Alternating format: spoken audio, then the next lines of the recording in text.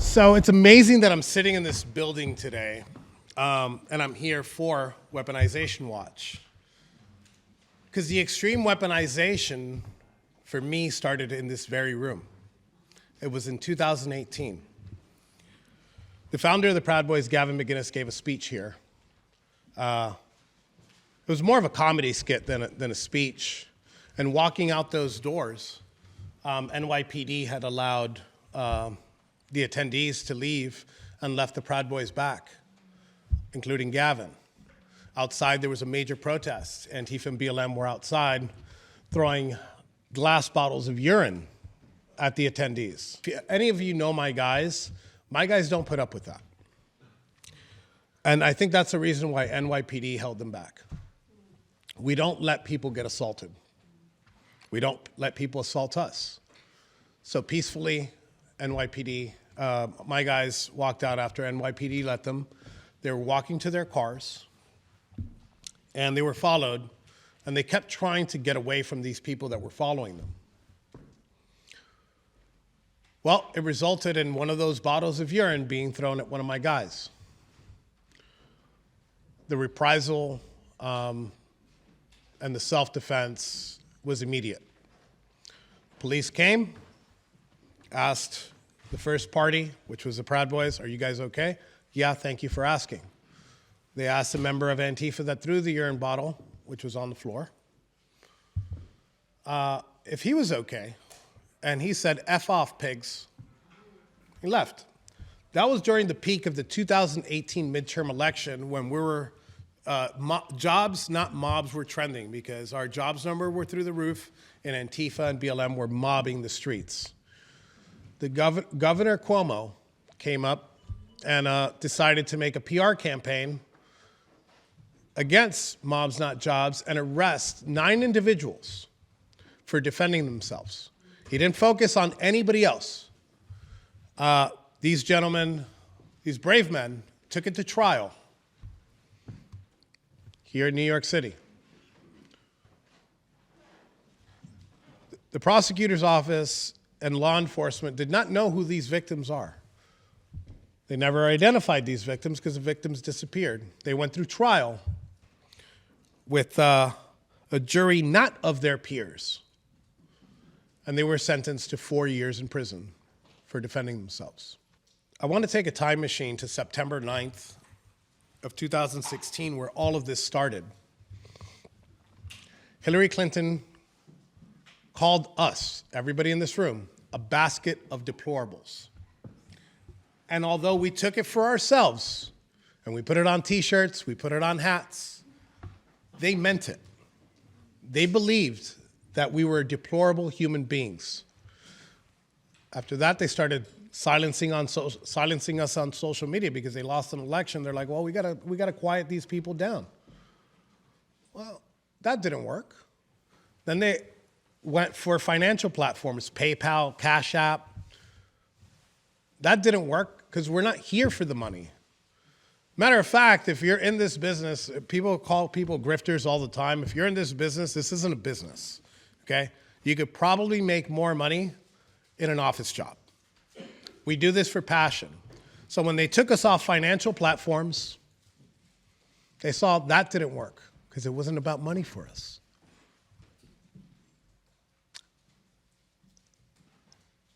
Then in 2019, what did they do? They locked us in our homes. They shut our businesses down.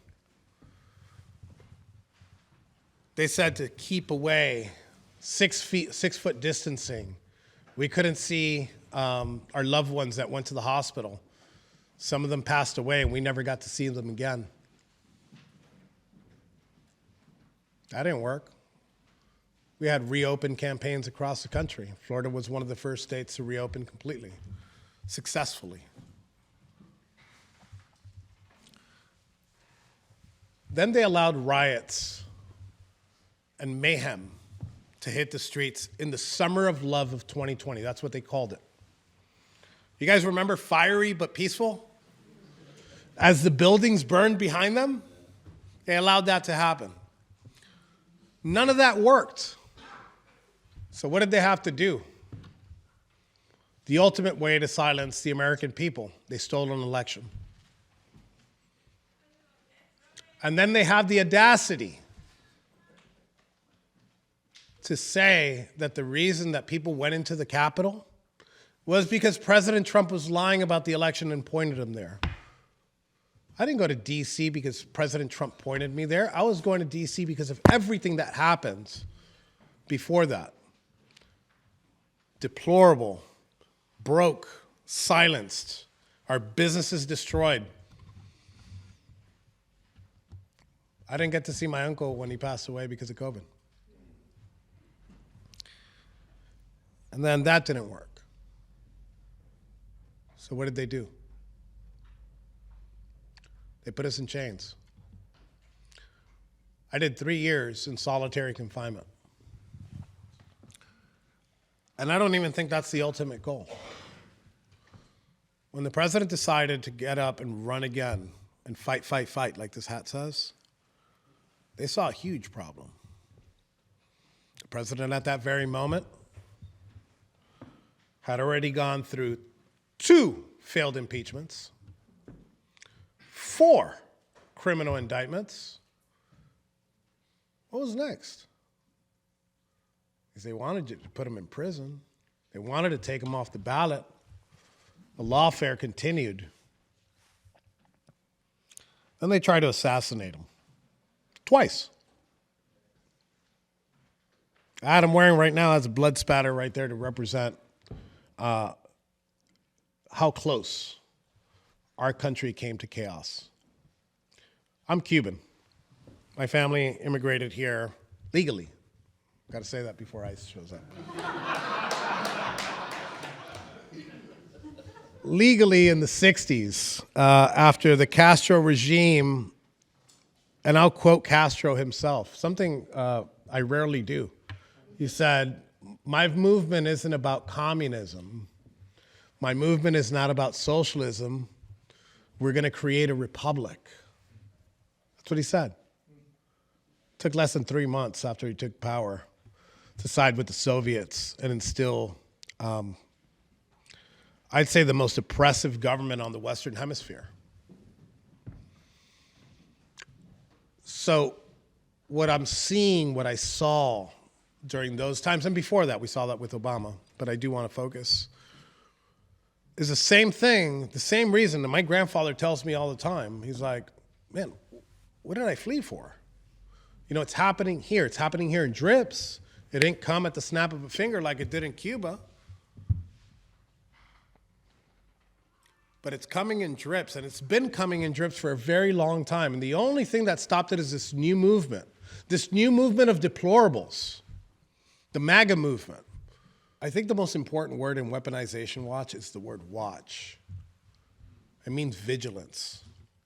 It means looking forward and seeing the obstacles we have in our way. We have less than 3 years, ladies and gentlemen, to turn this ship around. And the weaponization is the biggest threat to our constitutional republic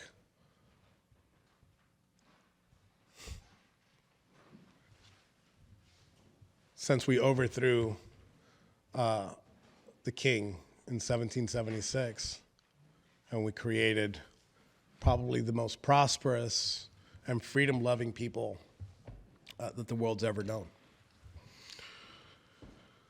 But vigilance is key because we need to be able to stop the weaponization. I will tell you that in a very short amount of time, President Trump is not going to be president. And we have a lot of work to do, and I really, really got to give a shout out and my appreciation to Cynthia for putting this together. She's basically Nick Fury putting the Avengers together for this project. And weaponization, it's not defense. It's not just defense, it's offense. And sitting in the back there is my civil attorney, Thomas. Round of applause for Thomas. We currently took the offensive in these January 6 cases, and we became the first January 6ers to sue the federal government for the weaponization that occurred during the Biden administration. It's not Enrique Tarrio versus the United States. It's Enrique Tarrio versus the Biden regime and what they did. Because what they did to my family and what they did to the families and the 1,600 other individuals was atrocious. They made an example out of us, and we need to make an example out of them. And I truly believe that with Weaponization Watch, it will be the forefront, the tip of the spear, to end the weaponization of the federal government. Thank you very much, guys.